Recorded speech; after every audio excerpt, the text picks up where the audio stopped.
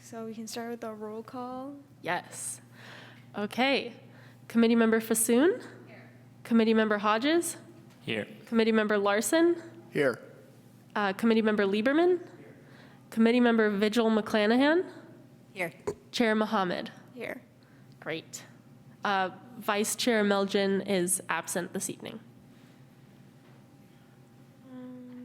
So I'll read the land acknowledgement. Yes. Yeah. Okay. So the following land acknowledgement statement shall be read. Oh, sorry.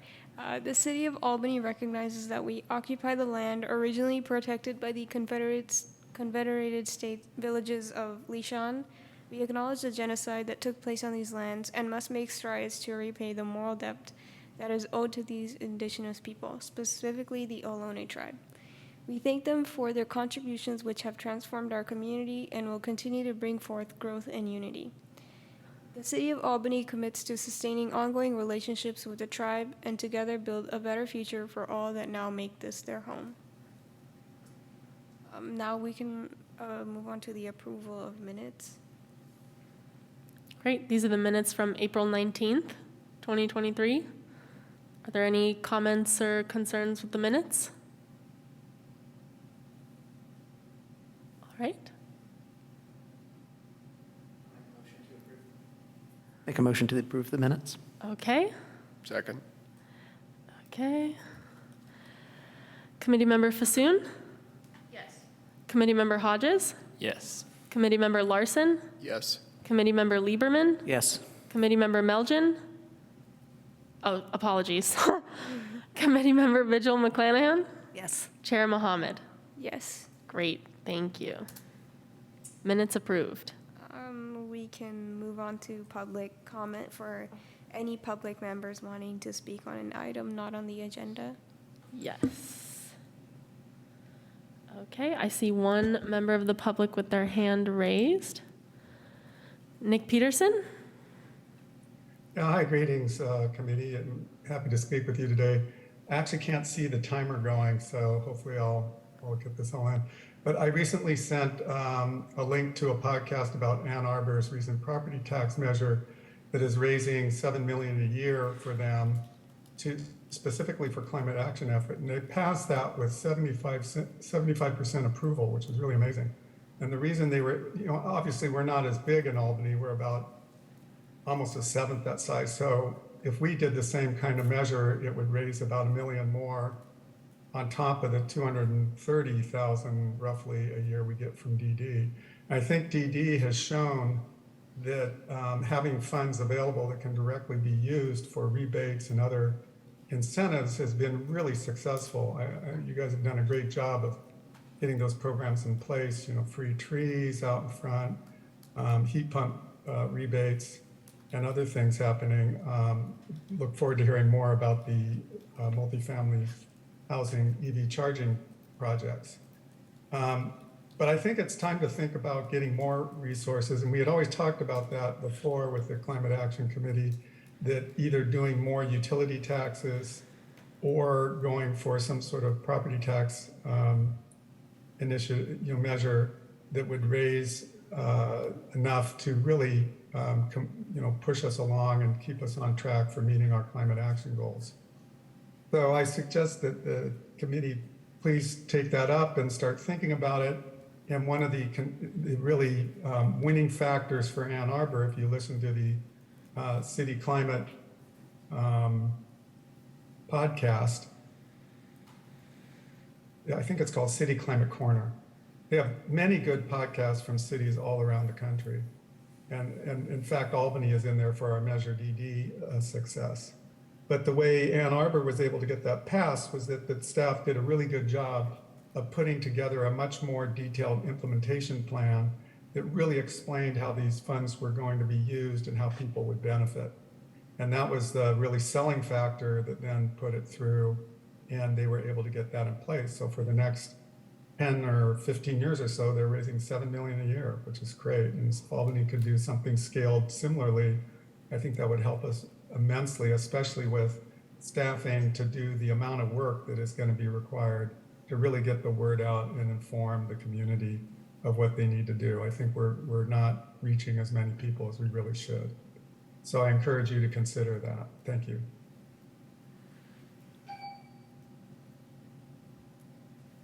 Okay. Are there any other members of the public who would like to speak? If yes, raise your hand. Seeing none, back to you, Chair. Oh, we do have a hand raised now. Lucinda? Hi, I just tuned in, so I may have missed the beginning, but are you asking right now for new agenda items or? We're at the public comment section. Okay. I would like to follow up on an email that I sent to the Climate Action Committee a few weeks ago. Actually, shortly after the last meeting, the issue of EV charging was brought up by the Transportation Subcommittee, and I did email the full Climate Action Committee after that. And there were 5 EV chargers that were authorized by the City Council in 2021, or in 2020 for implementation in 2021. And it's been very difficult to find out what happened with that. I think that's something that the Transportation Subcommittee should look into. Here we are in 2023, halfway through 2023. Our city still does not have any EV charging stations. And I think it's really important to, especially to apartment dwellers and others who would like to have EVs but have no ability to charge them, install chargers in their homes. It's also really important to send a message to the community that the city is taking climate crisis seriously. It's really important, I think, from an image standpoint, to really stand behind. You're encouraging the public to move away from gasoline vehicles to EVs, and the city really needs to put some money and effort behind that. Thank you.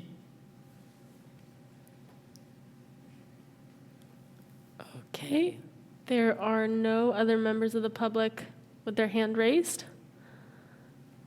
So back to you, Chair.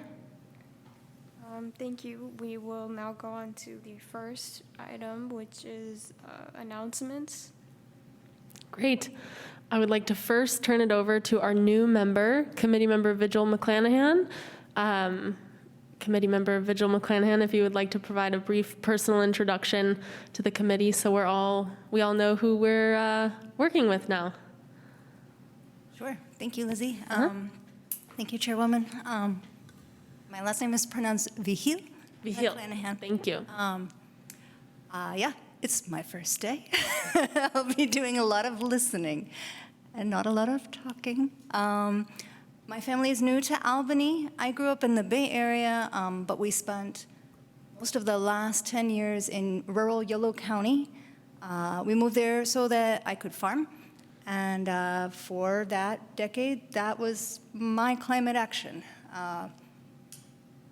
And now I'm learning, what we can do in urban spaces. I would say the 2 topics I'm most passionate about here in Albany are human-powered transport. I feel really privileged to be able to walk and bike pretty much everywhere I need to go. And I want to do whatever I can to make that easier for more people in our town. And the other is street trees, because I came from somewhere that was very green. and I see a lot of places where this town could be more green as well. And I know that there are a lot of sort of co-benefits. It's not just nice to look at a tree. They do a lot of work. So thank you, and I'm really looking forward to working with you all. Great, thank you. Well, on the topic of street trees, I'll pass it to Natasha for an announcement about the street tree management plan.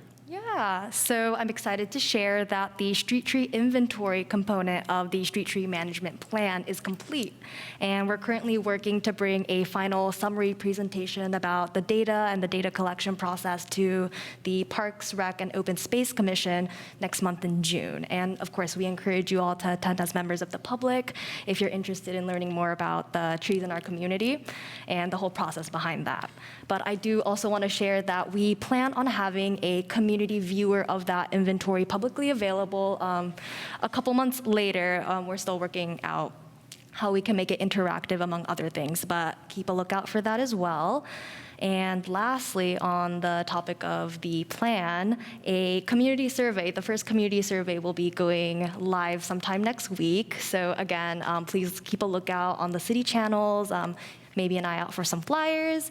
And this is ultimately a preliminary survey to gauge like what the community's vision is, what their priorities are, and it asks questions regarding your preferred method of community engagement and some other opportunities to leave some feedback and thoughts. So again, please look out for that, and I'll pass it back to Lizzie for the next announcement. Oh, question? Yeah, the last part you just said, the community survey, is that for the street trees specifically, or is it more general? It is going to be for the street tree management plan as a general, but of course, street trees from the inventory is related to the overall plan. It kind of lays the foundation and gives us an understanding of where to prioritize, like planting to expand the canopy, and also proactive maintenance so that we can continue to expand the co-benefits that street trees provide, but also minimizing any safety risks and hazards. So yes, if you also have a comment regarding street trees in the community, I think this survey is also a good place to put some input. So I think the goal with the survey is to gauge preliminary community goals and priorities for the plan so that we know how to tailor the planning process, and also, of course, include the outcomes of the survey in the plan as an outcome. Yeah. And I just wanted to highlight one of the things Natasha said. As a reminder, the Parks, Rec, and Open Space Commission is going to be the lead advisory body on the street tree management plan. We'll be bringing periodic updates to this committee, but it won't be as frequent as the updates to the PROS Commission because they're the working body. But we do want to remind everyone that in addition to being Climate Action Committee members, you're also members of this community, and therefore you're allowed to attend any advisory body meeting you'd like and make public comments. Just a reminder, you should make them on behalf of your own opinion, your own voice, not say I'm a representative of the Climate Action Committee. But you're all more than welcome to attend PROS Commission meetings whenever they discuss the plan. And then we will bring periodic updates to this body. Any questions about that? Okay, great. Last announcement, we're very excited to announce that, let me share my screen before I, leave a cliffhanger. Enter a sharing key. This is, I'm really leaving you on a cliffhanger. I promise this is very exciting.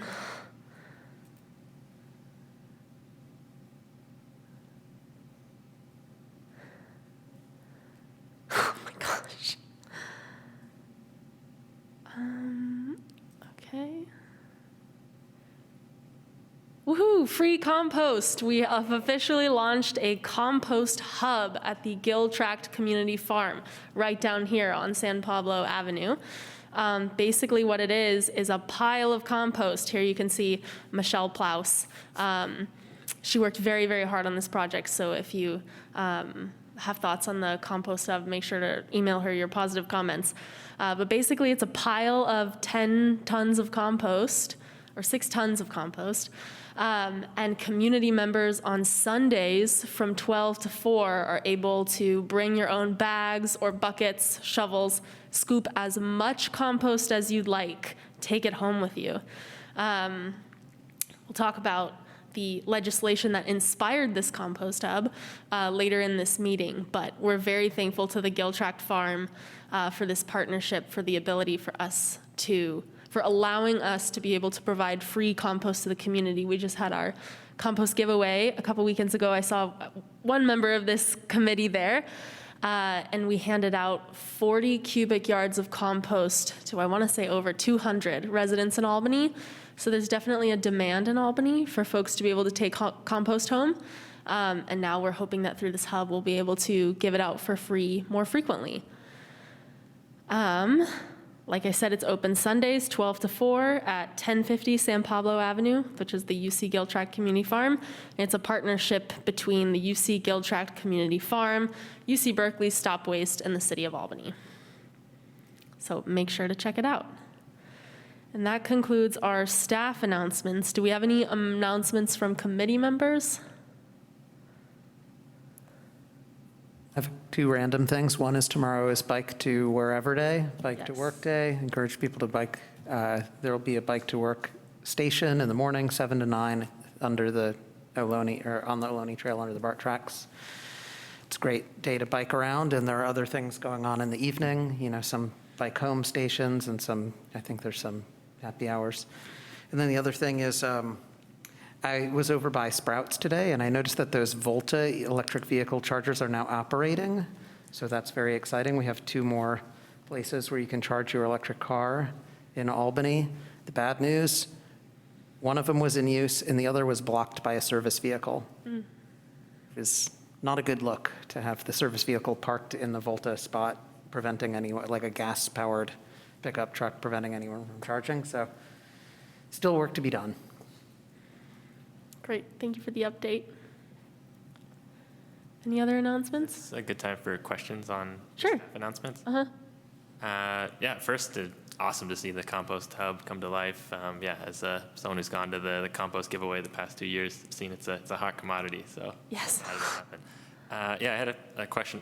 Is this something that I guess is planned to kind of stay active and get refilled as compost runs out? We have restocked it once now, so we've done 2 drop-offs at this point. Right now, it's running as a pilot project for another year from now. And at the end of that year, we'll have an assessment of the program and potentially request more funding for it. But at least for the next year, it's anticipated to be running at the Giltrap Farm, with the goal of having it be a staple in the community. Awesome, great to hear. Any other questions? If not, we can open it to public comment. Yeah, let's open up to public comment. If any members of the public would like to speak to the announcements that were just made, please raise your hand. Seeing none, back to you, Chair Mohammed. Okay. Now we can move on to the discussion of announcements. Does anyone have any comments? I think we kind of already did the, reflection piece. Apologies. We can move on to, we don't have any presentations, so the discussion items. All right, we can now move on to the next item, which is discussion and possible action. Yes. And apologies, it's not showing up there. As a reminder, it's a presentation with follow-up discussion on the City of Albany's consumption-based emissions inventory. And I have turned it into a presentation that discusses what we're currently working on, and then opportunity for where we could get creative and expand within capacity. Let's see, for some reason I keep getting prompted to reconnect to Zoom. Apologies. Okay.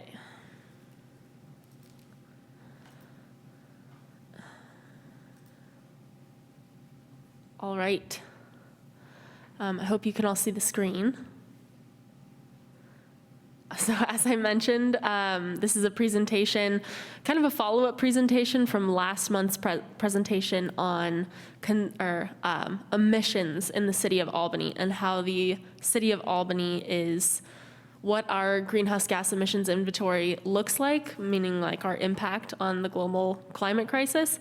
And this is a deep dive into the consumption-based emissions inventory, which is more of an estimate of how our individual actions and our consumptions of goods and services within Albany, even if they were generated outside of Albany, are also causing an impact on the climate crisis and what we can do to address those emissions. And I would just like to preface this by saying it's a very complicated topic. I'm going to try my best to present well on it this evening. If you have questions that I'm unable to answer tonight, I'm happy to follow up. There are some experts in the stop waste community who know a lot about this stuff. So as a reminder, the image on the left is our 2021 emissions profile by source, and it shows that our largest emission sources that are occurring within Albany come from transportation emissions, and that's primarily tailpipe emissions from vehicles, and also residential and non-residential natural gas use. You'll also see that a small sliver of the pie is waste, and that is waste, methane emissions being generated by the waste we are sending to landfills. And I think it's important to note that this 4% is an estimate. We don't currently have a way to accurately gauge what our waste emissions are. And then on the right, you'll see an Albany Community GHG emissions inventory forecast. And the reason I chose to include this, you'll see on the next slide, it's just that I wanted to highlight that our goal is to have net zero emissions by 2040. And this shows that on our current trajectory with no action, we'll be at around 40, I would say that's about 48,000 metric tons CO2 equivalent by 2040. Of course, the goal is to get that down to zero or negative. But this slide, in comparison, so because it's a little confusing, the emissions here and here, which are the emissions that are occurring within the city of Albany, this is how they compare, around 50,000 metric tons CO2e annually compared to around 300,000 metric tons CO2e annually, which is an estimated consumption-based inventory. That consumption-based inventory consists of jet fuel due to air travel, vehicle manufacturing and repairs, vehicle fuel, both direct and indirect. I apologize, I can't recall the difference between those two right now. And also, I should mention this is at a household level. It also includes construction waste, energy, electricity, and natural gas at the housing level, individual housing units. The food we're consuming, cereals, fruits and veggies, other foods, dairy and meat primarily are the largest chunks. Then there are also goods and services. Goods consist of small appliances and home entertainment, so think our TVs, our computers, our PlayStations, etc., our iPads.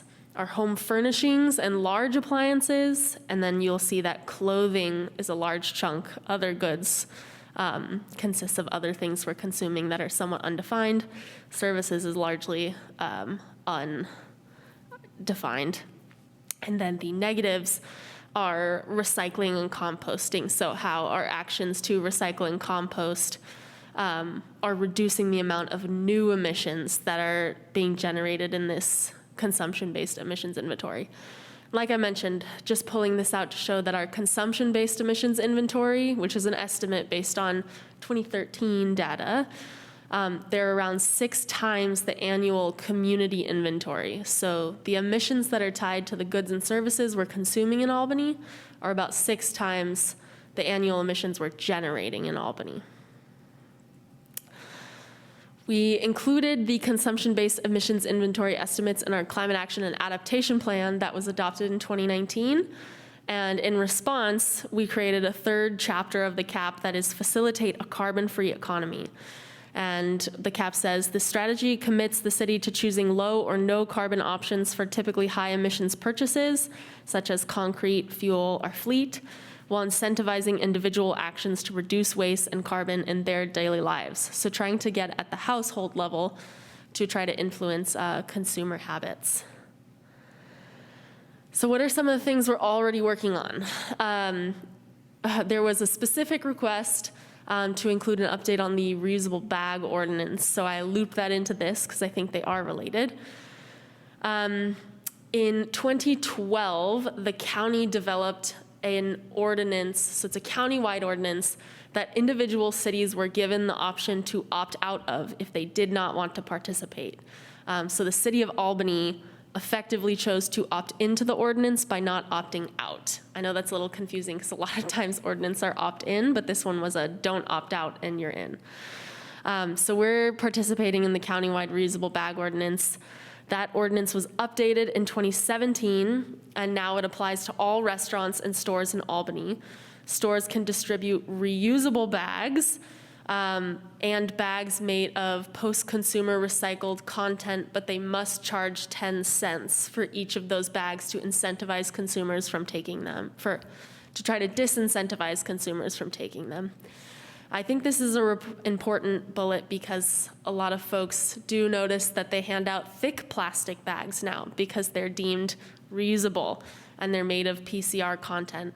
And this has become a very tricky, it's become a very challenging piece of the market to weed out because technically the ordinance says that, and it's hard to get stores to not give out any kind of plastic bags because there are still consumers that request them.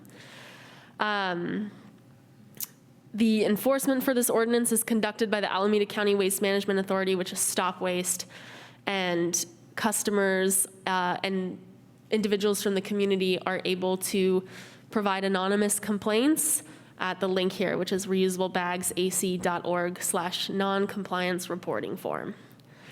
I do think, although there is still a loophole in this ordinance, it is still doing good in our community. Since implementation of the countywide ordinance began in 2012, there's been a 60% decrease in the use of plastic bags and an 80% increase in the use of reusable or no bags by customers. Can I ask a question about that chart? Is that was that a chart of countywide data? Yes. Okay. Yeah. I would guess that in Albany it would be smaller because, to my knowledge, I don't want to name names, but we only have 2 large stores that are providing those thick plastic bags. The other program we're currently working on, because it is a state mandate and also because it's the right thing to do, is SB 1383. It's the California Short-Lived Climate Pollutant Reduction Act. It requires all jurisdictions within the state of California to adopt an enforceable mechanism or ordinance that establishes the city's, I want to say participation in, even though it's mandatory, but basically says we're participating in enforcement of this. It requires us to annually conduct compliance reviews of businesses to determine compliance with organics collection service or to provide waivers for those businesses that qualify. So this basically means that any business that is not currently putting their organic waste and their recycling into the designated bins are considered out of compliance. It requires us to provide organics collection services to residential and commercial sectors, so everybody who meets a certain threshold of organic waste generation must be recycling and composting, and that's 100%. Establish edible food recovery programs. We're doing that in partnership with the county, which we're very thankful for, so making sure that large grocers and restaurants and cafeterias are recovering food that they don't sell or serve at the end of the day and giving it to food recovery organizations that redistribute that food to those who are in need. We're to conduct outreach and education to residential and commercial generators of organic waste and recycling, so which is basically everybody. And that education has to be both about preventing waste and also properly sorting. We're to conduct outreach to Tier 1 grocery stores and Tier 2 restaurants, generators for the edible food recovery compliance. The city is supposed to procure recycled organic waste products, so compost and mulch. And based on population, every city has a certain target. The city of Albany, based on our population, has a target of 12,000, I think it's 12,300 or something, tons of compost and or mulch per year. And for context, the compost hub, that big pile of compost, was 6 tons. So it's a lot of compost and mulch. We're also supposed to procure recycled content paper products for city use. So all of our printing paper, paper towels, tissue paper is all supposed to be at least 30% post-consumer recycled to stimulate the market for those materials. Standardize the cart and bin colors for what we put at our curb. So the trash carts are supposed to be black or gray, recycling blue, organics green, and that's to promote proper sorting throughout the state.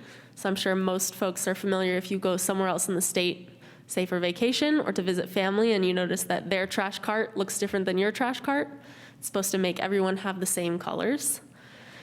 We're supposed to inspect and notice to violators if they're putting the wrong things in the wrong carts. And we're also supposed to maintain accurate and timely records of all activities related to implementation and enforcement. And there is annual reporting on compliance. And actually, the city of Albany right now is on a bi-monthly reporting schedule. So we're reporting our implementation efforts to CalRecycle every other month. The main goal of this program, I know it sounds tedious, there's a lot of things we're supposed to do, but it is for a really good cause. So 1383's overarching goals are to reduce organic waste disposal by 75% by the year 2025 and rescue surplus food that is otherwise wasted. Why this is important is organic waste in landfills emits 20% of the state's methane emissions. So organic waste that ends up in the landfills turns into methane. And methane is 84 times more potent than CO2, so it's considered a super pollutant. Also, organic waste, including food scraps, yard waste, paper, and cardboard, make up 50% to what is sent to California landfills. And reducing those short-lived climate pollutants, including methane, have the fastest impact on curbing the climate crisis in both the near term and the long term. So if we're to wipe out the emissions coming from landfills, we could have a significant impact on the climate crisis by 2025 if we're on target to meet this statewide goal. Of course, it also provides edible and delicious food to those who need food. Just a quick update on our progress on 1383. It's a priority due to the fact that noncompliance will result in fines by CalRecycle, and it will also result in significant impact on Albany's consumption-based emissions and embodied carbon, and overall our city's impact on global climate change if we are able to reach compliance at both the residential and commercial sector. We do have consultants helping us out with compliance because all those tasks I listed are a lot for a small city to take on, any city, but particularly a small city. We're already collecting organic waste from residential and commercial sectors in partnership with the hauler. What our big goal next will be making sure people are putting the right things in the right carts. So making sure that just because someone has an organics cart doesn't mean they're using it. We want to make sure they're properly diverting all of their organic waste into the right cart and also recycling. SB 1383 implementation actually has the co-benefit of helping us cover CAP actions 3.1.1, 3.2.2, 3.2.3, and a few innovative strategies for compliance we've rolled out in the last year. Natasha very generously provided food pails to multifamily residents. How many would you guess you handed out just in the last month? Maybe 40. Maybe 40. And Natasha asked a lot of those. Would you like to say this?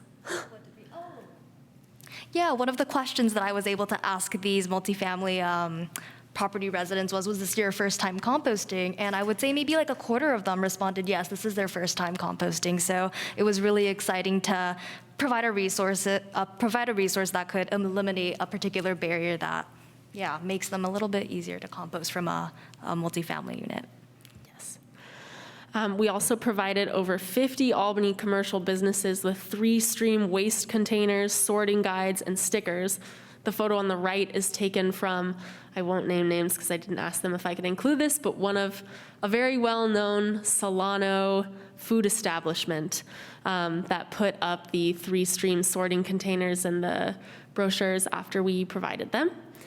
And we're also using all possible outreach channels and opportunities and increasing the information shared to try to get the word out there, because public education and outreach is very important to make sure people are participating in the program and also doing it correctly.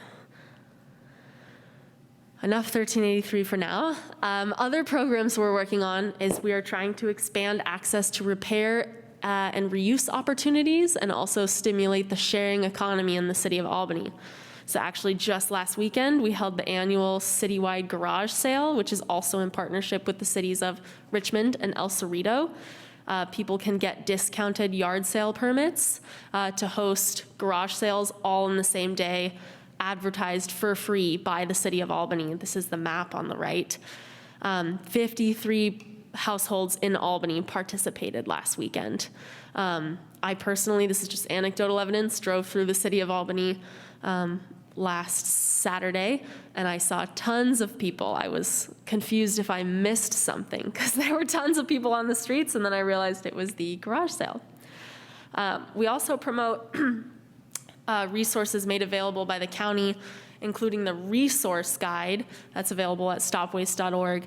And the resource guide, I think it's very clever that the county did this, emphasizes reuse, donation, and repair over disposal. If you type in the item you want to get rid of, it says, have you considered repairing this? Or have you considered donating this? And I think that's really clever because a lot of those other tools that are out there just say, this is where you can get rid of this, but this says the next best use. We also do, as I mentioned, as much public outreach and education as we're able to. The two very beautiful graphics straddling the muffin photo were created by Natasha, and they're promoting both diverting organic wastes from the landfill and also how to reduce and then properly dispose of packaging waste. And the message there was not just here are the correct bins to put it in, but it was how can you also think about how to reduce that packaging waste, because that's huge. And we also promote reducing food waste. So some potential future programs that the city could consider implementing in the coming years. The county, through Stop Waste, released a model ordinance for cities in March of 2023, so just a couple months ago, for cities to tailor to their specific needs that would increase the compostable or reusable content of both dine-in and to-go-ware in the city. So I'm sure we're all familiar with if you go somewhere to get takeout food and it comes in a plastic container with plastic forks and knives and spoons and straws. This ordinance would hopefully aim to target to get rid of those plastic items and instead replace them with compostable items and also, where possible, reusable items. So city staff, we know this is a priority for the council. It's already included as well in our climate action plan. We would like to bring a model ordinance to CAC for discussion sometime in the summer or early fall for consideration. And let's see. We do recognize that developing this ordinance and coordinating with the hauler might take a few months, so we might have to practice some patience, but we're hoping that we can start to roll out this ordinance at the end of the year, early in the new year. And we think it's important because plastic foodware is one of the greatest sources of litter in the Bay Area. And also, if you were to look again at the consumption-based emissions inventory, plastic foodware is one of the biggest forms of waste that's directly tied to fossil fuels that we all consume more than we probably think about. There's also the possibility to expand the plastic bag ban. As I mentioned, there are only a couple establishments in Albany that we know of that are handing out the thick plastic bags. A couple considerations, though. I'll back up. The city of Berkeley adopted its own ban on plastic bags in late 2022. I think they start enforcing it June of this year, and it effectively bans those thick plastic bags by saying that plastic bags can't be handed out that are not truly compostable or recyclable. A couple key considerations for Albany that we should keep in mind. is that Berkeley is expecting to spend a lot of money on this because it is very hard to eliminate those remaining bags, and the enforcement of it alone is going to cost a lot of money and staff time. That might also pose a challenge to a city like Albany. Complaint-based enforcement is particularly challenging in Albany because we don't have much code enforcement capacity. Typically, if we have a violator, one of the staff from our division writes a letter, but we don't have a dedicated code enforcement person at this time.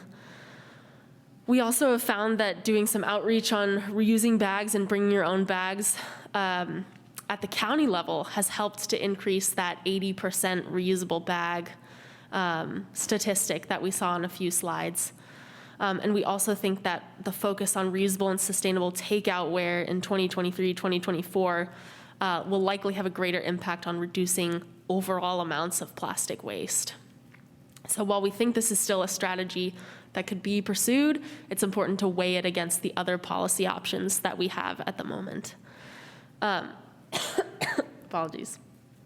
And just the image to the right is another one that Natasha created.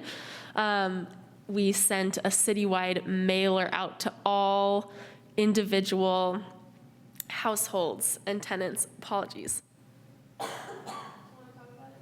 Yeah, the mailer was also printed on 100% post-consumer recycled paper, so that was really exciting. But yeah, one of the mandates of, again, kind of bringing back SB 1383, but public education. So I had the opportunity to put together a mailer this year, and yeah, this is a little snippet from some of the sustainable tips that was included in there.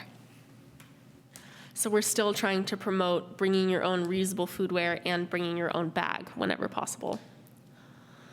Another thing that's worth highlighting that may get to this plastic bag ban issue without us having to create our own program, and also an exciting piece of legislation. Governor Newsom signed SB 54 in June of 2022, and it's one of the most significant extended producer responsibility programs in the world. So it basically creates authority for the state to go to producers and think about all the producers you know that give out any kind of plastic, which name one that doesn't. And it says you need to figure out how to eliminate plastic from what you're selling. So it requires those producers to design plastic packaging to be fully recyclable, and it actually has to be proven that it can be recycled, because a lot of folks right now say that their item can be recycled even if it's not actually being recycled. Or it can be compostable by 2032. Apologies. And it designates the state the authority to oversee implementation. So the state will directly oversee those producers rather than putting it on the city to manage on its own. I believe that's my last slide, so I will leave it there for any questions. All right, are there any questions? On the, let's see, what was it? The compostable recyclable containers for the takeout containers. You said that you're building a proposal for an ordinance. Do we have feedback from the businesses in Albany about what their opinion is on that? I just wondered if we knew ahead of time if they're actually already in favor of that, or what their impacts are. I'm certainly all for this. This is I'm glad to see this coming up, but I just wondered, that just jumps out as like that would be the counter argument. So do we have any sort of survey data or Nothing from them? Yeah, not yet, but we recognize that we need to do that because that buy-in will be really important. So before we're able to take an ordinance to council, we anticipate having to do some staff level outreach to the business community. And we've already started talking about that with our economic development liaison. How can we make sure that this won't hurt our local businesses, but also still find a way to make sure that we can reduce the amount of plastic waste out there. So to answer your question, no, we have not gathered any information yet, but we know that that's a critical piece of the process. Okay. We can go ahead. I'm curious about our upcoming 1,200 tons of compost. I love compost. That's a lot of area. Is that something that the Parks and Rec Commission has taken up? They actually just had a presentation on it last week from the Public Works Department, who is the department that actually puts the compost down in the city of Albany. So this year we have to achieve 30% of that target. Next year is 60%, the following year is 100%, and thereafter it will always be 100%. We're right now at the staff level exploring options for how we can both give compost away to the community through the compost hub, the compost giveaway, other programs we haven't thought of, and then how we can also apply it locally on our ball fields, our parks, how we can creatively use mulch. So we're exploring a suite of options for how to meet this target. We don't have a silver bullet, but we are working to figure out what we can do to meet the target.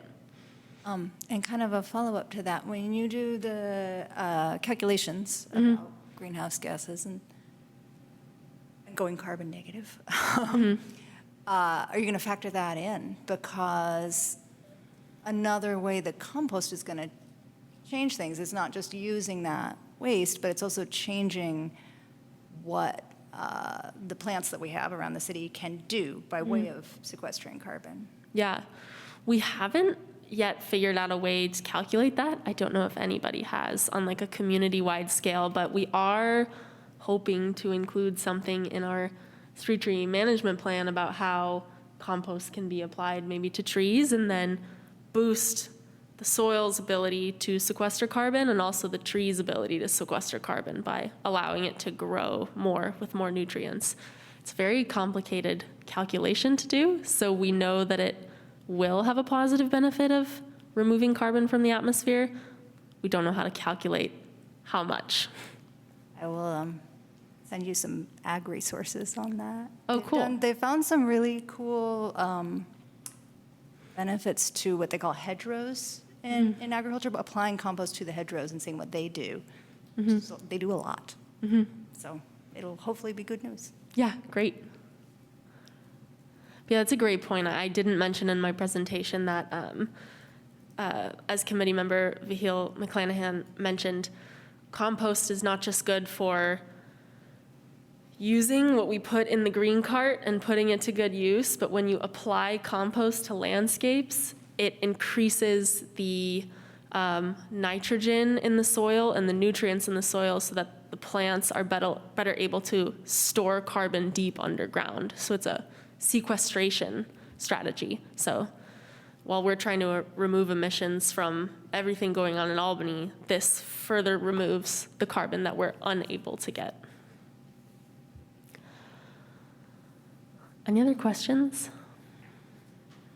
I have a question about that one, I think, site you mentioned where you can like search stuff for how to reuse things. And it's like, do you want to repair this or something? What website is it? Yeah, it is. I can pull it up if you're curious. It's a great resource. It is. I don't actually know what the URL is off the top of my head. It's resource.stopwaste.org. And let me pull it up so you can see what it looks like. You can also go to stopwaste.org/resource, and it should also take you to the same website. Oh, great. Thank you. Thank you. And I'll pull it up because it is cool to see. You can say, like, what do I do with clothing, children's, near Albany? And it'll say, reuse is best. Share locally on listservs. And then it shows you options throughout the county, including Contra Costa County, where you could take something for repair or reuse or buyback. And it hosts, free pickup, free drop-off. It gives you all kinds of information, so it makes it very easy for someone to choose not to put it in the landfill cart.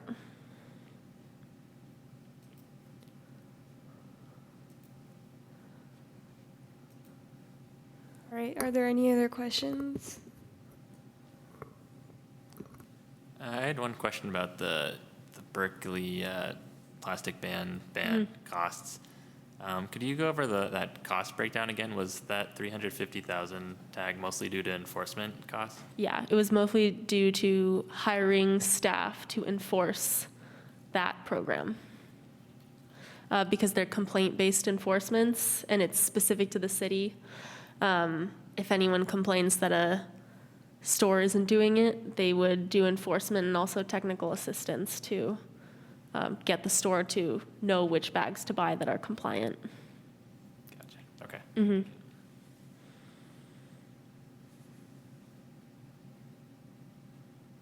All right. If there are no other questions, I guess we can move on to public comment. Mm-hmm. I see one member of the public with their hand raised. Nick Peterson? Great presentation. This is, it is a little frightening when you see the comparison between the direct versus the embedded, but we have more control over what we release directly, and so that's where we can really focus and not lose hope. And then policies and larger forces and laws hopefully will reduce how production of these things we consume start to wean out the fossil fuels. So I had a few things, I'll just go fast and you can just answer them. The compost for Albany, the thing said 1,200, but you said 12,000 tons, so I was just wondering what that was. 1,200. 1,200, okay. And can the city impose a tax or fee on certain items to discourage their consumption? Is that something they could do? Can gas stations be condemned and removed and replaced with housing projects? I mean, why are we having gas sold in Albany? We shouldn't. Is sustainability staff doing all the outreach, data collection, and monitoring of the organic waste? I think you mentioned there's actually a consultant helping with that, which sounds good because it seems like that would eat up a lot of your time. The Big Belly waste containers up Solano, they don't have composting options. And I noticed in one of my local parks, there is a compost container. So I hope that we do put the compostable containers along Solano so that that's available. Plastic, please, the foodware, we need to get on board with that and just do it as fast as we can. No, the reason that the businesses use it is it's the cheapest. It's going to cost them more to do it the other way, and they'll have to raise prices, and they don't want to do that. But we can't keep having all this plastic dumped all over the place. So, it's just going to be a bitter pill, but we need to do it.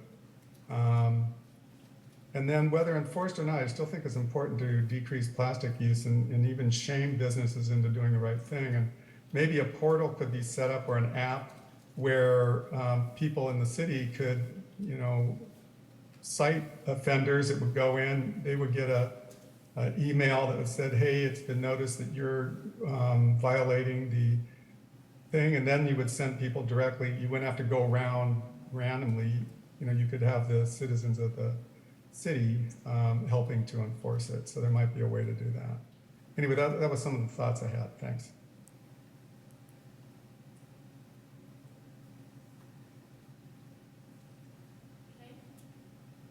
Do any other members of the public, if any other members of the public would like to speak to this item, please raise your hand. Okay. Lucinda? Yes, a great presentation. I have, lots of comments and questions. First of all, I want to express strong support for the model ordinance for sustainable takeout containers. I know there's been some, Berkeley has had this ordinance in place. I know there's been some concern expressed here about the expense of enforcement of both a sustainable takeout ordinance as well as a plastic bag ordinance. And I feel very strongly that even if we do not have the funds to aggressively enforce this ordinance, such an ordinance, it has a lot of value. And I want to give an example. Just last week, I was at Barney's, which is in Berkeley in Solano Avenue. Berkeley has a plastic foodware ordinance. Barney's is not in compliance. They're still providing the clamshell plastic takeout containers. I talked to the manager afterwards, and to be able to talk to the manager and say, not only does this, as a customer, I don't want to solicit a business that is using plastic takeout containers, but to be able to say, you're also not supporting our city ordinance. You're in violation of our city ordinance. That has a lot of clout on businesses. So, I mean, the previous speaker referred to, shaming business, but I think it gives you a lot more clout in asking them to do the right thing, to follow the law. So I feel like that has a lot of value irrespective of our funds for enforcement. Also, as far as the plastic bag ordinance that allows the thick reusable bags, the thick reusable bags are a huge environmental problem. They are all over the place. I do cleanup, and that really hasn't been improved. There's really not been an improvement. It's just these thin bags were now replaced with the thick plastic bags. And I understand the rationale was that since these thick plastic bags are technically reusable, the hope was that people would reuse them, but that has not happened. So that continues to be a problem. And I think another, only charging 10 cents a bag, that doesn't get anybody's attention. We need to charge like the real cost of the bags, like $1 a bag will get consumers' attention. And I'm also curious about, is SB 1383 currently being enforced? Because I do see widespread non-compliance. I think the majority of people don't even know about SB 1383. They don't even know that there's a legal requirement that you compost, and I think there's some outreach needed there. Thank you. Thank you. Okay, next speaker, David Wemmer. I just want to agree with all the previous speakers, but also just, the plastic takeout containers just drives me nuts. Just seeing those things pile up and they're all over the place, and I know they're getting thrown away into the recycling bins and things, and they're not getting recycled. And I just support getting an ordinance, whether you can enforce it or not. I think if you can get the ordinance passed, leave it to us citizens, and we'll guilt and communicate, and get out there and pass the word. And it would be nice if we could afford some enforcement, but as a first step, it's so simple. Let's just pass it and move forward. Thank you. Okay, there are no other members of the public with their hand raised. Back to you, Chair. All right, now we can move on to discussion and possible action on this item. Does anyone have any comments? Yeah, and I'll just clarify too, our staff recommendation, I don't know that we have any action to take tonight. I think staff is just looking for feedback on, it sounds like there is consensus that we should move forward with the foodware ordinance. So we will continue to do that. We know it's a priority, and I think it will be for most cities. But we also just want thoughts on how we can reduce consumption-based emissions inventory and make a more sustainable community from this advisory body. We don't have to have all ideas tonight, but we wanted to open the floor to feedback.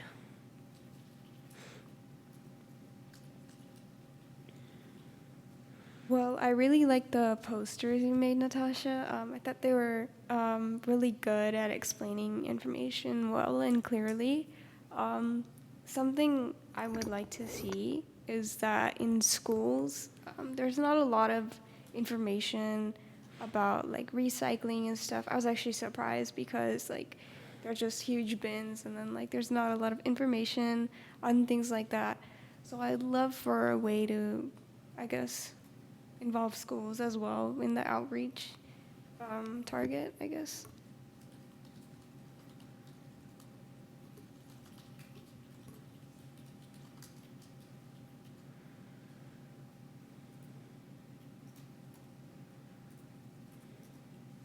Does anyone else have any comments? I guess I have a question. To what extent, so we've got transportation emissions like by private cars, and that does not fall into this category, right? Because those are emissions produced in Albany. So it's confusing. So the consumption of fuel does fall into the consumption-based emissions inventory, and that piece of the pie that's the community-wide inventory also. So there might be some double counting there. Okay. There's also indirect costs of fuel, which I believe mean like the processing of the fuel at the refinery. So just because the emissions are being consumed at an Albany gas station, they're tacking on extra for the emissions that were released, say, at a refinery in another city to produce and refine that fuel. So I'm curious with that, and that this might be me needing to read more about where we're at, but how does the work done, say, on the Transportation Committee fit with this inventory and the changes we're trying to make? Yeah, that's actually a great question because we talk about it a lot. So there's the Climate Action Committee that focuses on policies and programs related to reducing emissions, and sometimes that dances over into the transportation side of things, but we do still have the Transportation Commission that's responsible for actually recommending the policy to Council for transportation. We have a transportation, zero emissions transportation subcommittee of this committee that I think we'll hear an update from is meeting with a member or two from the Transportation Commission to talk about how transportation policies at either advisory body can reduce emissions. I do know that the Transportation Commission will be in charge of the active transportation plan update in the near future. And that's one thing similar to the street tree management plan that their commission will oversee largely because they have the transportation specific focus. And a lot of members are members who have jobs in transportation. But the CAC will still receive periodic updates and be able to participate in that process as well. Thank you. That helps a lot.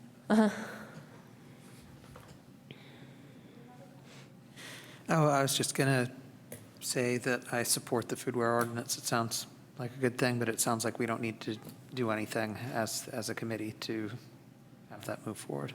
Yeah, it's already included in the climate action plan. We actually started working on it in 2019. We didn't take it to the CAC at that point, but then COVID hit and a lot of efforts to work on ordinances like that stalled because for a while the narrative was that food serviceware, if it was reusable, could transfer COVID. Yeah. Months later, we learned that it's not true, but that stalled a lot of the efforts to move that forward and created kind of a stigma around reusable foodware. And now that stop waste has taken the lead on creating a model ordinance, and a lot of other cities in the region are going to start working on it. We recognize that now there's a lot of momentum to pick that back up. Also, foodware is, I think, unique. Oh, it's not unique, but all cities have restaurants that all of our community, they're going to Berkeley, they're going to Richmond, they're going to El Cerrito to get foodware. And if all the cities do it kind of around the same time, there's more momentum there than one city having it and people going to other places to get their foodware and vice versa. Yeah, it was great to hear the comments from the public about a couple things. One was the Big Belly on Solano, and I'm wholeheartedly in favor of getting the compostable takeout containers replacing the plastic. But it's interesting to think about. Okay, so we do that, and we get more compostable public waste, disposal. Then that's sort of a synergistic thing. Yeah. So that seems like an opportunity for the city to do both. And I also really appreciated the comments about the enforcement and the difficulties with that and the cost of that, and the alternative of, hey, if we put an ordinance out then that gives sort of an official statement at least, and it allows a little bit more pushback from people. So I appreciated that, thought of, we don't always have to think in dollars and cents on that, so. I'm wondering, just hearing the comments tonight, if we can explore maybe opportunities to include the bags in the takeout ordinance, so it's one ordinance, rather than us doing a piecemeal approach and Yeah. probably slowing down whichever comes second. So we can definitely explore that opportunity. Yeah, both are big problems, so yeah, that'd be great. And I just want to speak to the Big Belly item. Last year, actually, we installed more of the organics Big Bellies, and right now the goal is to have one of the organics every other or every third. And we know that's not perfect, but there are a lot of areas on Solano and San Pablo that don't have space for 3. And also, the Big Bellies are shockingly expensive. And we entered into a leasing agreement to try to reduce costs, and that was kind of the maximum amount that we had allocated to adding those. They're in the tens of thousands for one unit. It's pretty crazy. So I don't know that in the short term we'll be able to add more to the city's Big Belly fleet at this time, but we do want to continue to encourage people to seek the next Big Belly that has the organics in it, and we're hoping that by having better signage on them, that will help. Yeah, apologies. It sounds like an easy one to just put more of the organics out there, but we've run into budget constraints with those. Could you explain more about what a Big Belly is? Sorry. Yes, yeah. Big Bellies are the, if you're on Solano Avenue and you see the large trash cans that are kind of next to each other, and they have the handles where you open and place stuff in, and a lot of times they have solar panels on the top too. They're just basically high-tech trash cans, and the reason they're so expensive is because they're backed by a system that alerts us if there's overflow issues. They're locked, so they're enclosed so pests can't get in and pull trash out and cause litter issues. They're also expensive because they come with technical assistance, so there's a team of people who, if we have a damaged Big Belly, rather than our Public Works Department having to go fix one, we can deploy a team of Big Belly staff to come and do quick repairs and not have to wait on parts and knowledge for how to fix them. So basically, they're the big, high-tech looking trash cans that are out in the community, and they're in a lot of cities in the region. Do any of you guys have comments on the discussion? Okay. I guess there are no other comments, so We have some great feedback, so yeah. thank you all. Okay. I guess we can move on to the next item. Or, yeah, okay. It's subcommittee updates. Updates, yeah. Perfect. We can go in any order you'd like. They're just ordered by alphabetical. All right. I guess the Environmental Justice Subcommittee can go first. We don't have any updates. Yeah. That's fine. Okay. Vice Chair Melgen is not here to provide an update on the home electrification mandate subcommittee. He'll be back next month. So next is the student outreach and engagement subcommittee. Yeah. I can share for that. Can you make sure, Mike? Oh, yeah, sorry. Perfect. I can share for that. We have a document, but I don't know if I can share my screen, so I can just read it off of my laptop. If it loads. My Wi-Fi is being really questionable right now. But essentially, we drafted up a kind of outlined resolution.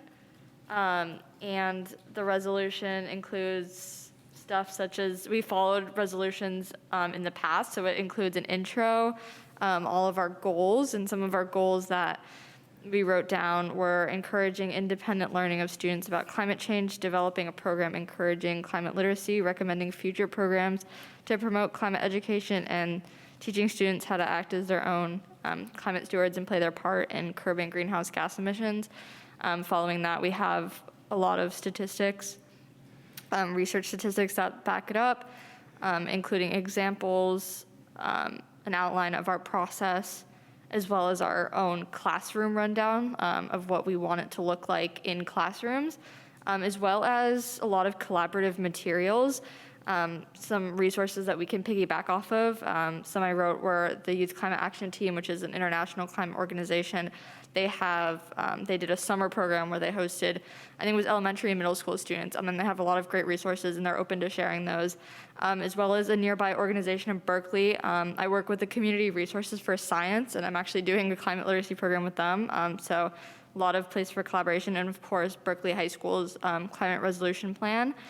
I put a question mark. We were a little still iffy about the financial aspect of it, and how we would get money for such support and whether that would come from the city or how that would work. So we're still trying to figure that out, but we do have, like an outlined proposal. I would share my screen, but that's gonna get too complicated. But again, open to questions or any comments on that front. Can you remind us what the plan for taking the resolution to forward is?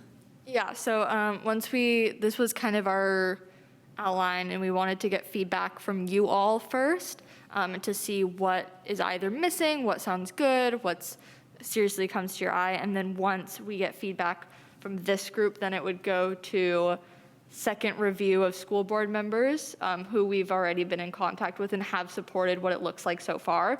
But we would send the more fleshed out version, and then we would send that to the board to vote on to pass. So curious if you guys have anything, because we wanted to make sure that everyone had voice and opinion in this, not just our subcommittee. This is a resolution at the district level? Oh yes, let me update you a little bit. So yes, we're doing a climate resolution in AUSD in this district, and it would it would start off focusing primarily on elementary school age, and what the goal is it would have, in our process right here, our classroom rundown, we put ideas such as there's a program at Albany High School called EdSet, which is an environmental design program, and essentially students have internships, and this could help fulfill that internship, so it has incentive for the high school students. Maybe they could come in.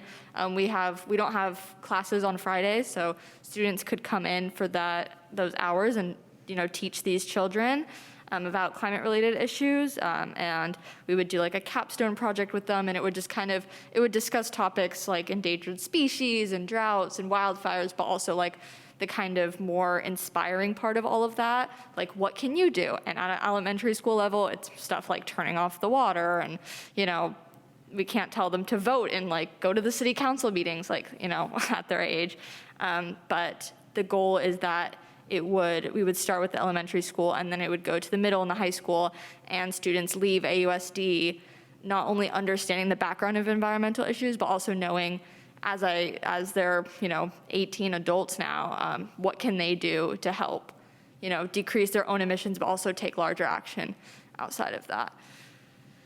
And also the goal of this is to provide climate education and literacy that is clear but also realistic, because we don't really see a lot of that nowadays, and so we really want to push for that. Yeah, kind of some background as well. A lot of this stemmed from our own education in the Albany. I wasn't here for middle and elementary school, but from what I've heard, there was no climate teaching. And at the high school, we do have an environmental science class, but unless you choose to take that AP course, and a lot of people aren't incentivized to take AP courses for many reasons, and unless you take that course, like you're just missing out on an entire environmental education. And a lot of my peers that I've talked to have no idea about anything. They know the basics of, I shouldn't take long showers, or, it's best to try to throw your trash in the right bins, but that's kind of to the extent that it is.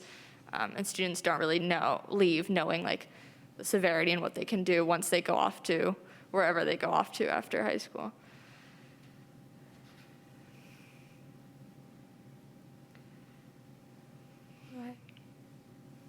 Well, as a parent, thank you.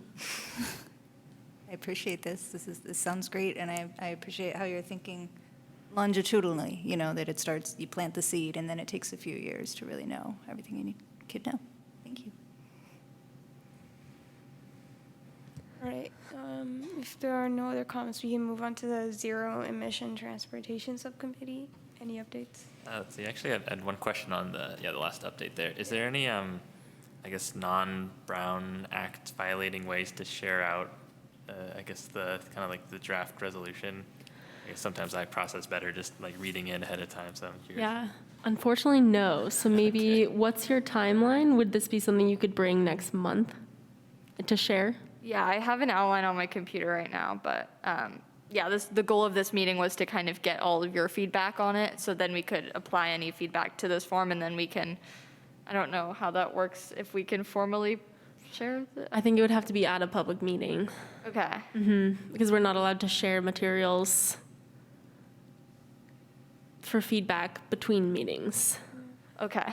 Would it be a presentation or like a discussion item? I can check.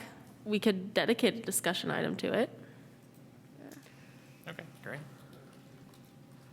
And then we could possibly, if it was ready in time, we could attach it to the agenda packet in advance. Does that sound good to you? Okay. So then, yeah, our next steps from then would be reaching out to the school board members that helped us kind of flesh out this and give us examples, and work with them to have more of the details. This is like a pretty thorough outline, but just getting those final details in, and then we can present it next meeting. Okay. All right. Any updates from the Zero Emission Transportation Subcommittee?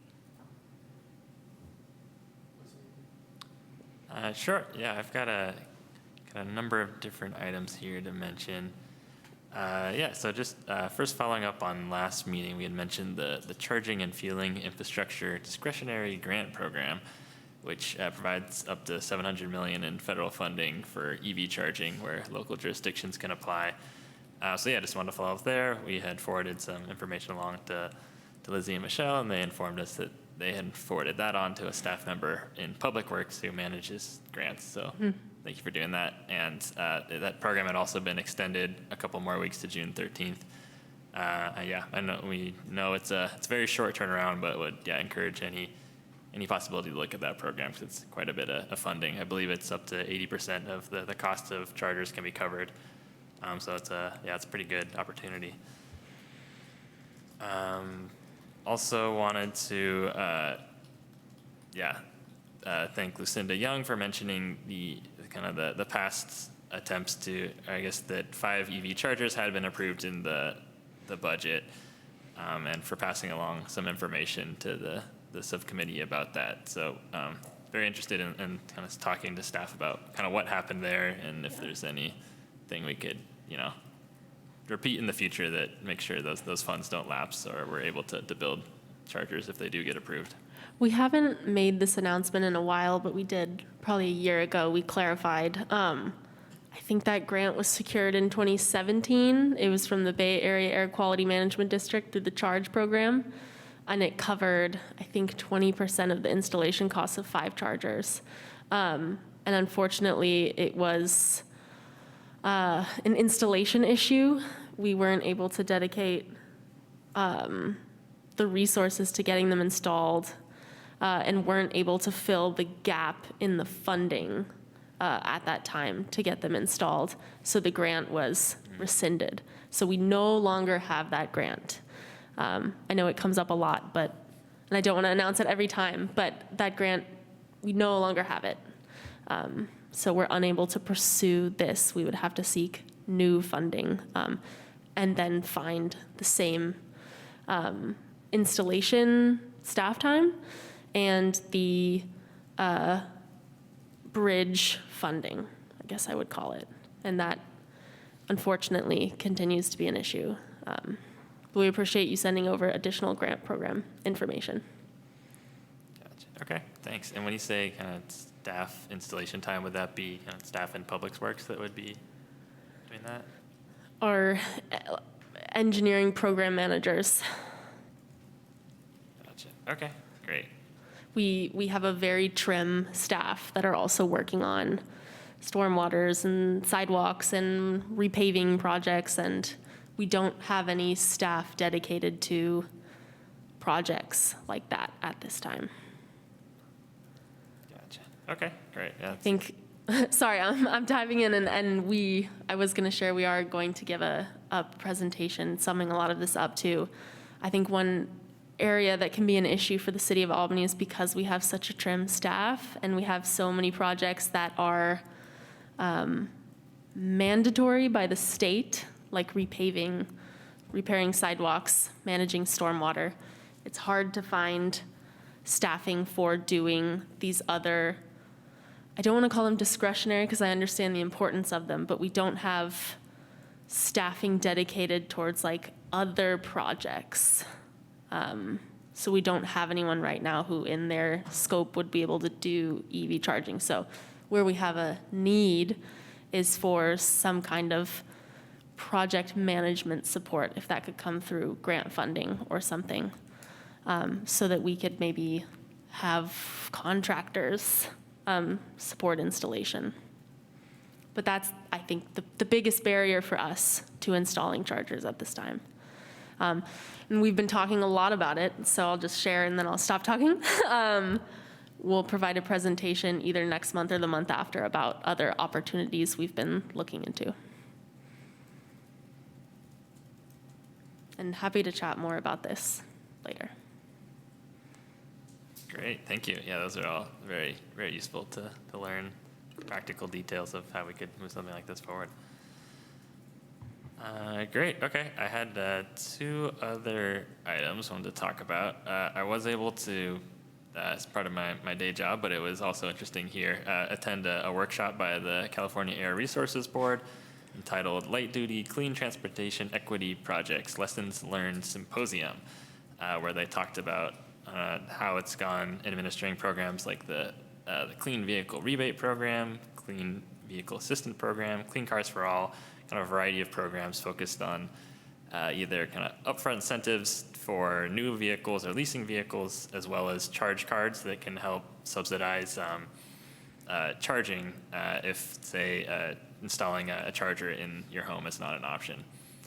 So it's interesting to learn about that program, as well as a relatively new portal managed by KALB and Grid Alternatives called Access Clean Energy.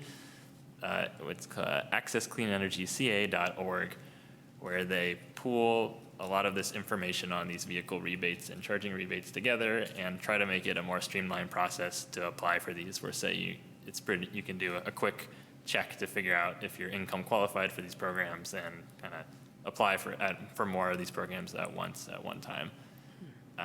So yeah, I would recommend to anyone out there listening to check out Access Clean California, and if there's any ways we could include that portal in kind of outreach programs around clean transportation. I think that it looked like a really good site and is actively being developed. And yeah, they include electric vehicles and also want to include programs around home electrification as well. Great. If you could send all that you just said to us. I know that Michelle, actually, we haven't shared this with this committee yet, but as a part of the multifamily electric vehicle charging pilot program, Michelle developed a handout for all tenants of the property with information about how they can get EVs, how they can charge them, and the more resources we can put on that for future use and maybe make that a public document to download from our website, that would be great. Okay, yeah, we can do that. Let's see, and as part of that symposium, there was one speaker, Danae Evans, who's the Transportation Services Project Manager for Richmond, who gave some really great case studies of how she was able to work with Volta, a charge station company, to get public chargers installed in Richmond right away. Provide free charging for the public, and there was no taxpayer funds that went into that. They were able to give the space, the high-profile parking spaces, and Volta saw value in that deal. So, and I guess she also did a similar project with EVgo to get chargers installed in Richmond. So yeah, she said she was happy to speak. We were interested in talking to her as a subcommittee, and also could see if anyone from staff wants to attend that, or how we do joint calls like that. But anyway, she said she was interested in sharing lessons about how Richmond's gone about that. If you could send all this to me in an email, that would be much appreciated. Awesome. And the final thing, then I'll stop talking, is I had an interesting conversation with one of your colleagues, Brendan Brown at the Albany, who's part of the economic development efforts, about ways that EV charging promotion might be kind of included or aligned with the interests of the business community. And one idea was around how there's a series of grants around business attraction improvement, and if there's ways to expand that to include kind of small upgrade costs needed on the property for EV charging. Say similar to the charger that's behind Bob's Burger or something like that. So yeah, don't have much there, but it seemed like an interesting idea and a good way to align interests. We've been chatting with Brennan behind the scenes, so Excellent. we'll include an update about that in our presentation next month or the month after. I'll just add, as part of the subcommittee, that we have contacted the Transportation Commission and identified people, Ken and Fareed, who are interested in interacting with us, and we had some scheduling challenges trying to get together this month, so hopefully we'll get to meet up our subcommittee with one of them over the next few weeks and have something more for the next meeting. So Great. thank you for your help in getting the how we can connect, get these little startup scheduling things going. But it seems productive that we want to, we've got a good list of things that we want to pursue, and just sorting out what's within whose purview and how we can help each other. That's it's good communication. And thank you for your patience as we figured it out for other committee members who aren't on that subcommittee. We have to be very careful as a city to not violate the Brown Act. And in doing so, we sometimes have to ask questions of city clerks and city attorneys. And we did find out that a subcommittee of one committee can meet with a subcommittee of another committee or commission so long as they not have a quorum of neither members. So it took us a little bit to figure out the details, so thank you again for your patience. And I do want to say, if anyone ever has questions about that collaboration, please come to staff first, just so we can clarify how it works, like in this situation, just to make sure we're able to collaborate while also not putting our city at risk of violating a state law.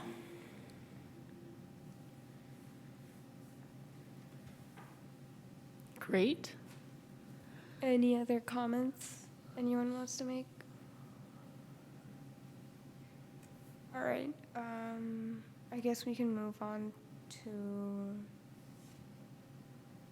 Public comment. Yeah. Yeah. Okay. Public comment. If anyone would like to speak to this item, please raise your hand on Zoom. Nick Peterson? Thank you for all your work on the subcommittee items. That's really good. On the student outreach and engagement, first I have some good news. I attended today a presentation that Valerie Riss, Albany High School, I think it's AP Physics class, put together about putting solar on Albany High School, and they're going to be presenting that to the school board. And what's surprising is that in helping them out with that, they actually came up with a pretty comparable results to the hired consultant that is looking at solar power for the whole district. So it was it's really good. They're going to go in and plug that with the school board, and hopefully that'll have a positive effect on moving forward. So that's a student engagement that was really successful out of instructor Valerie Riss' efforts in her physics class. So I thought that was pretty good. The other thing I was thinking is it sounds like one aspect of student outreach that always hoping when I was on the committee was that we could use the power of the students and the schools and the community's interest in schools to sort of distribute information about what the city's doing or what the goals of the climate action adaptation plan are.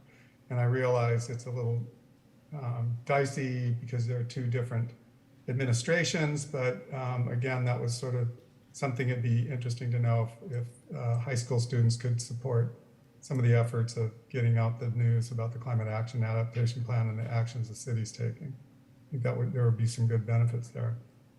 And then on the, not to belabor a point, but on the public charging stations, I think this illustrates something that we're a small city, sometimes the bar is a little too high and we can't do it.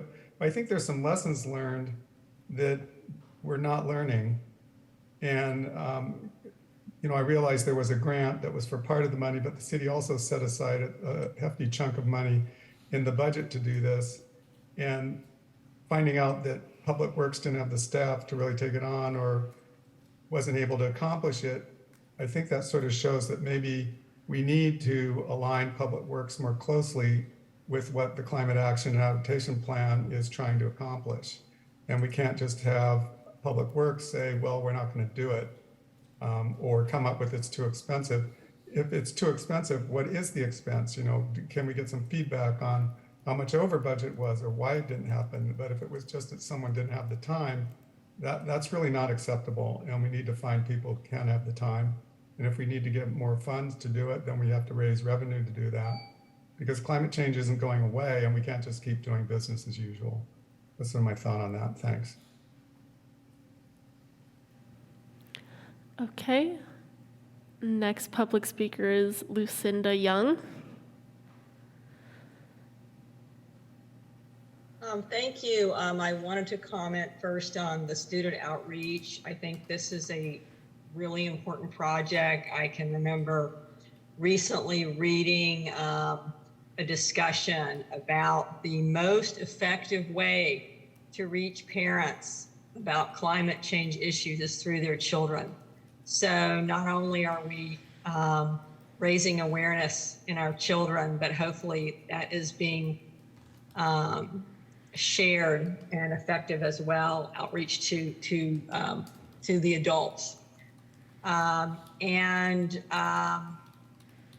Thank you, Lizzie, for providing some more clarification about the 5 charging stations. What I continue to be confused about is that the plan does state that the funding is supposed to come from BB funds, sidewalks and streets. So I was a little confused about how that fit in with the fact that the outside grant lapsed. But I'm happy that it is, that Councilman Hodges is looking into this further, and I'm hoping that Albany will be applying for this grant.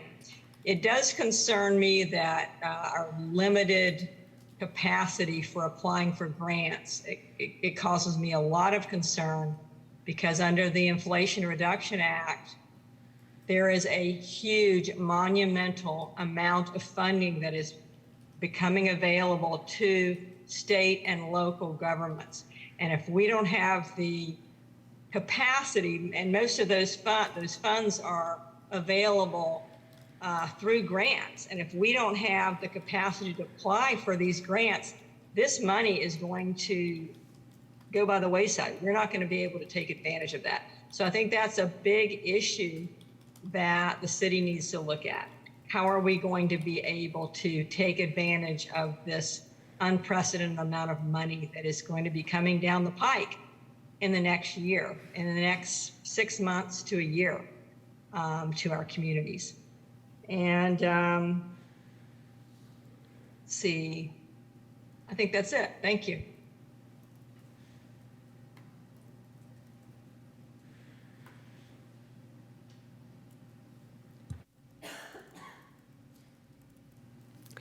There are no other members of the public with their hand raised. All right, this is the last item on the discussion and possible action, right? Okay. We can now move on to future agenda items. Does anyone have any requests? Go ahead. There was a slide on the California State Bill on plastic recycling, and I need to do more research on that myself because I really wasn't aware of that. I was wondering if maybe a future agenda item could be something like how the state bill is going to guide communities like ours to implementation and what resources and what maybe, things are going to be provided by the state to help us. I mean, we're always kind of looking for, like, when is the upper level government going to start doing stuff that's going to drive this kind of change? And that seems like one of those things that could be impactful. So maybe how that's coming along and what can we do to align with that going forward. So Just to clarify, are you talking about the SB 54, the plastic packaging? yeah. Okay. I can try to provide a brief presentation. The one thing happening is that it just got passed last year, and part of the legislation was that the state was going to figure out how to implement it. So not all the answers are there, but I'm happy to provide like a what we know now kind of thing. It is a very cool piece of legislation, and we've seen a couple of presentations about it, and it gives me a lot of hope. So we can share. Yeah. Just as an informational item. Future agenda item. It doesn't have to happen next month. Oh, yeah. I think it's going to take them another year or two. From what I know, there's going to be a statewide coalition forming of producers of packaging that are going to get together and determine how they're going to do it. And I don't even think they formed that yet. So it's very preliminary, but very exciting.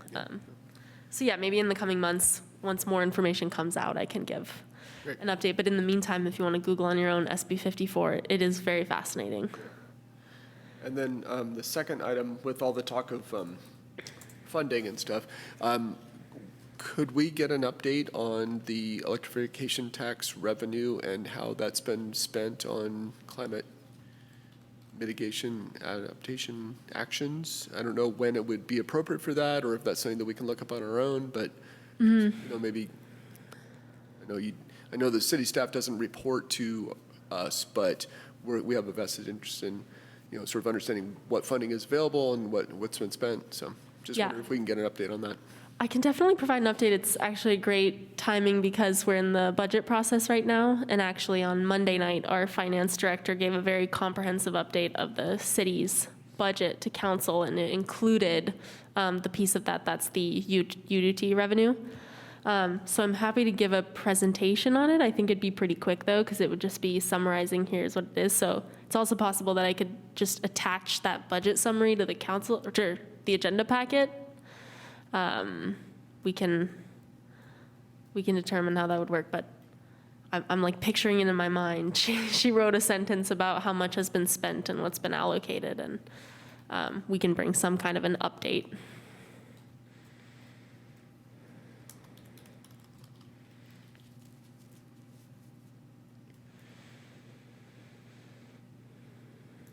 Any other requests?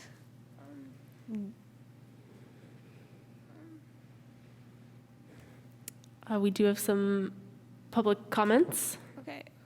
If there are no other requests, I guess we can move on to public comment. Nick Peterson?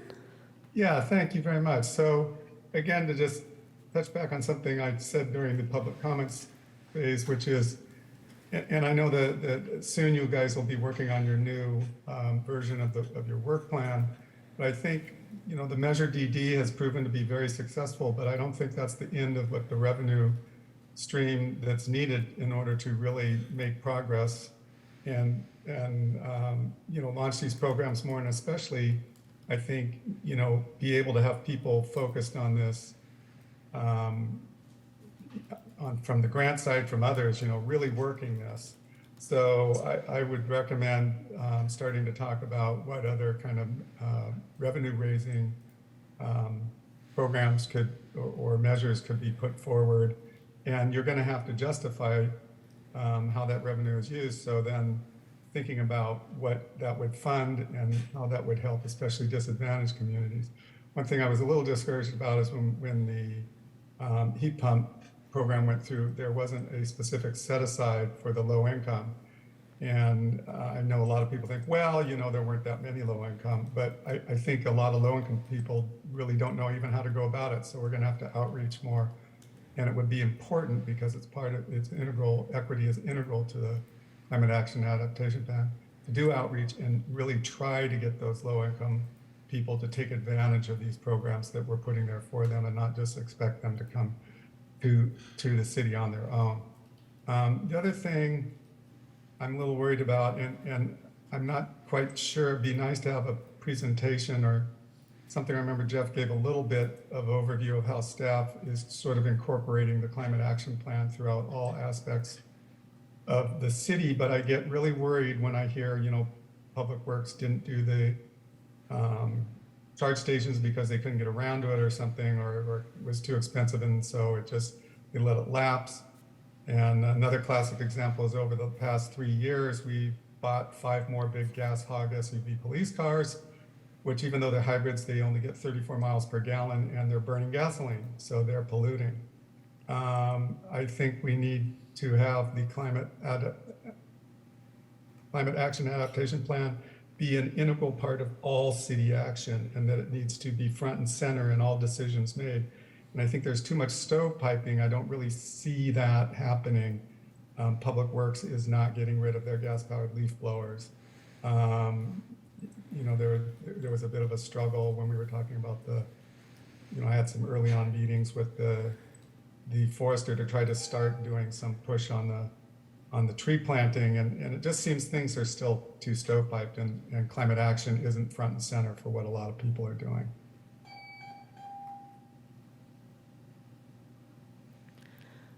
Okay, we have one more member of the public with their hand raised. I just want to clarify that we do have a low income portion of the heat pump rebate program. It's a pretty significant additional funds available. So just want to clarify that that is something we included in the recommendation of council, and they adopted it. And if anyone has a question about the heat pump rebates, we're happy to answer individual questions. Next public speaker, Lucinda Young.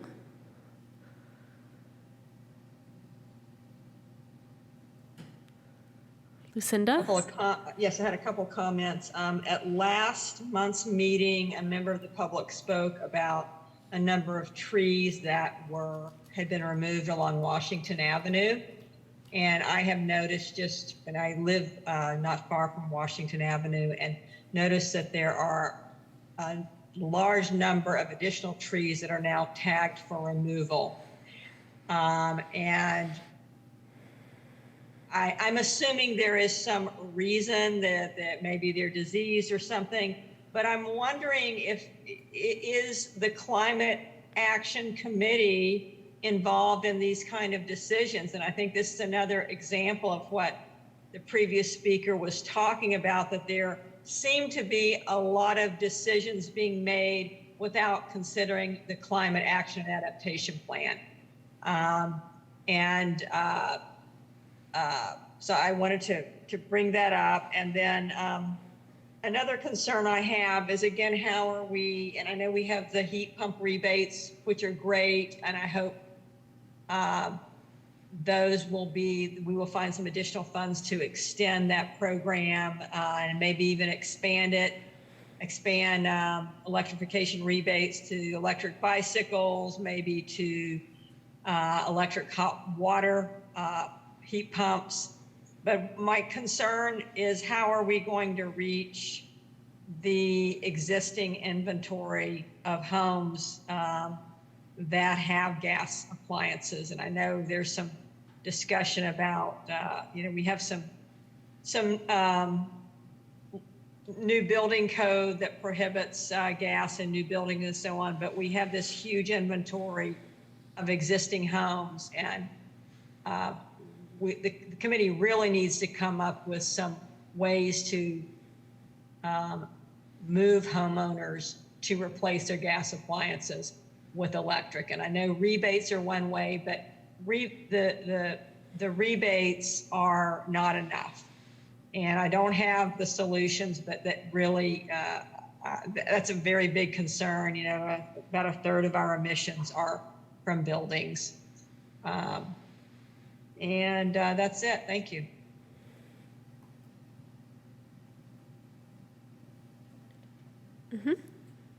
I can speak a little bit on the street tree removal public comment, but I just want to clarify that as per the city's street tree removal policy, it's entirely in the purview of the Parks Rec open space. So if there's a non-emergency tree removal, a homeowner can apply and pay a fee and submit it to City Hall.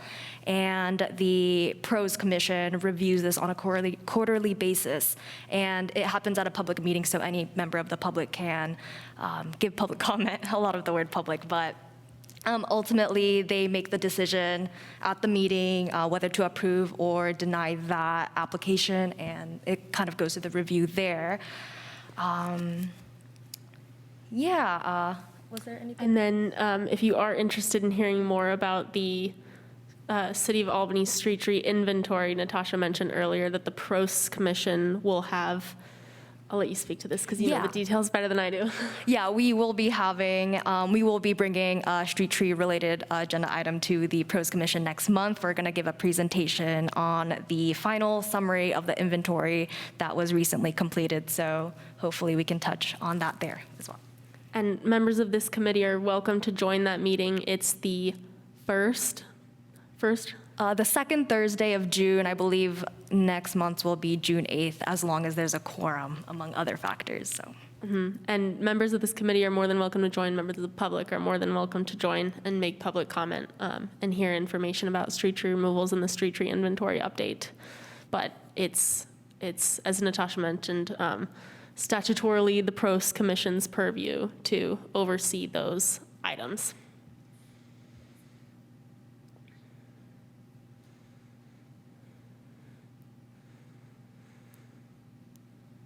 Any other questions, comments from the committee? Go ahead.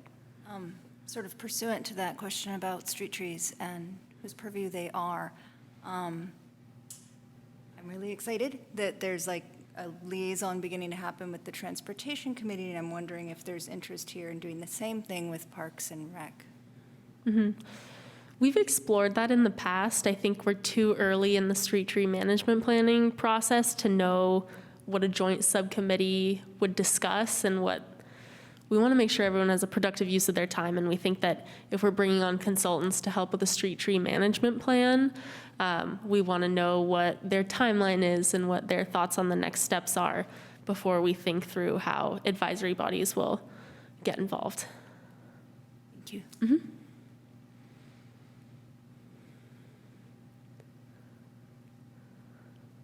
Okay, I guess we can go ahead and adjourn the meeting. Our next meeting will be June 21st. 21st. Yes. Thank you. Okay, great. I think this is like record time for this year, so congratulations. All right, thank you. Thank you all.